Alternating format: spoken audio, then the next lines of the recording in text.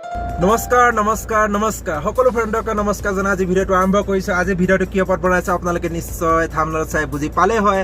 আজি আমি গৈ আছোঁ শ্ৰীনগৰ, মানে এটা সবচে ভাল জেগা। এই জেগাখন ঘূৰিবৰ কাৰণে বহুত দূৰ দূৰৰ পৰা মানুহ আহে, মানে বহুত দূৰ দূৰ, সঁচা কৈছোঁ বাহিৰৰ দেশৰ পৰা আহে, আপোনালোকে বিশ্বাস কৰক। কিন্তু এই জেগাখন ধৰি লওক মই আপোনালোকক তাত নিজৰ চেহেৰাটো লৈ আপোনালোকক ভিডিঅ' বনাই দিব নোৱাৰিম, কিন্তু আজি তাত থকা জেগাখন সম্পূৰ্ণৰূপে আপোনালোকক এই ভিডিঅ'টোত দেখুৱাম। গতিকে লাষ্টলৈকে চাব, কাৰণ আপোনালোকে এই জেগাখন যদি ফুৰিবলৈ আহে নাই কমচে কম আপোনালোকৰ 70-80 হাজাৰ টকা খৰচ হ'ব অকল এইটো জেগা চাবৰ কাৰণে। গতিকে আপোনালোকে লাষ্টলৈকে ভিডিঅ'টো চাব যে শ্ৰীনগৰ যিখন গুলমাৰ্গ বুলি কয় জেগাখন কেনেকুৱা হয়। সঁচা কৈছোঁ, আগতে মই এবাৰ গৈছিলোঁ, কিন্তু ধৰি লওক তেতিয়া মই মানে ভিডিঅ' মানে প্ৰথম ষ্টাৰ্টিং কৰিছিলোঁ। তেতিয়া সেই গুলমাৰ্গত গৈ প্ৰথম মানে মই জীৱনৰ মানে ইউটিউবৰ লাইফত প্ৰথম ভিডিঅ' বনাইছিলোঁ। গতিকে আজি এই ভিডিঅ'টোত আকৌ ছেকেণ্ডবাৰ যাবলৈ ওলাইছোঁ গুলমাৰ্গ। গতিকে আপোনালোকক দেখুৱাম যে গুলমাৰ্গ জেগাখন কিমান ধুনীয়া। সঁচা কৈছোঁ দেই, মানে মনটো একদম কৈছোঁ নহয়, এনেকুৱা জেগাত যদি আমাৰ অসমত থকা হ'লে নহয়, মানে ধৰি লওক ট্ৰেভেলিং কৰি মানে বহুত মজা লাগিলেহেঁতেন, কিন্তু ধৰি লওক এতিয়া বৰফৰ মাজত থাকি বহুত ভাল লাগে। গতিকে বলক ভিডিঅ'টো আৰম্ভ কৰোঁ।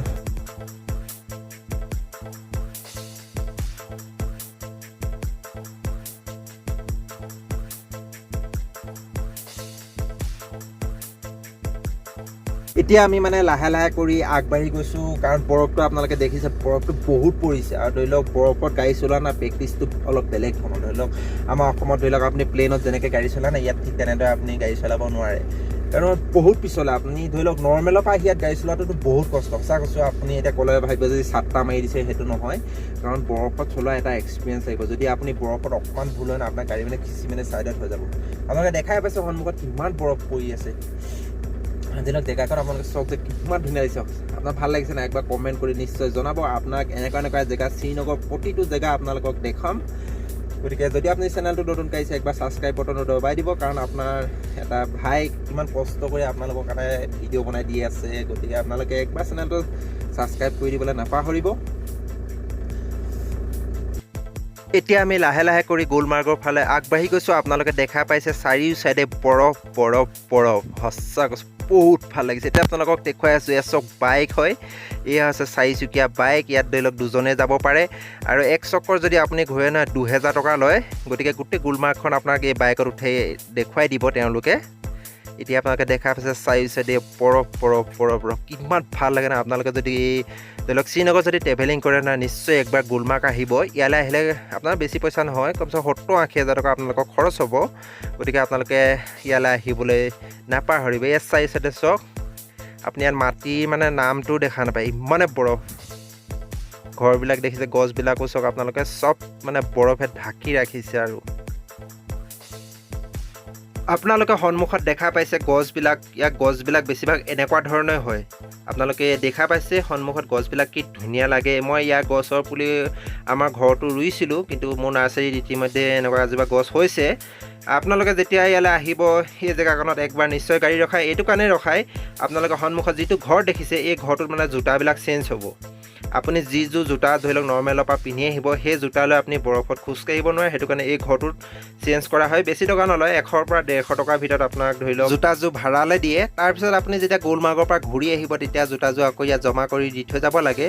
আপোনালোকে চাৰি চাইডে ধৰক কি ধুনীয়া লাগিছে। যদি ইয়াৰ পৰা পৰিব লগা হয় নহয়, সঁচা কৈছোঁ হাৰ্ডি বাদে আৰু একো নাপাব। দেখিছেনে কিমান তলত?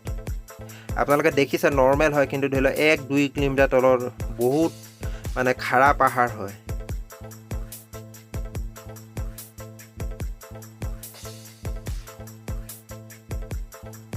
এতিয়া আপোনালোকে দেখা পাইছে গছবিলাকৰ ওপৰত বৰফ কিদৰে লাগি আছে। আপোনালোকে চাওক, মানে যেতিয়া ওপৰৰ পৰা বৰফ পৰে, ঠিক এইদৰে গছৰ ঠালত লাগি ধৰে। গছৰ ডালবিলাক বহুত ভাগে, যেতিয়া বৰফ পৰে নহয় বহুত ভাগে, কিন্তু এই গছজোপা বহুত টাইট হয়, সেইটো কাৰণে ভগা নাই। আপোনালোকে চাওক কিমান বৰফ পৰিছে ইয়াত। যদি আপোনালোকে শ্ৰীনগৰ ট্ৰেভেলিং কৰে, একবাৰ গুলমাৰ্গ আৰু পেহেলগাম আহিবলৈ আপোনালোকে নিশ্চয় নাপাহৰিব। আৰু এনেকুৱা জেগা ধৰি লওক অল ইণ্ডিয়াত আপোনালোকে ইয়াতেই দেখা পাব। ইয়াৰ বাদে আপোনালোকে বেলেগ ষ্টেটত এনেকুৱা জেগা দেখিবলৈ নাপায়, যিমানেই বৰফ নপৰক কিয়।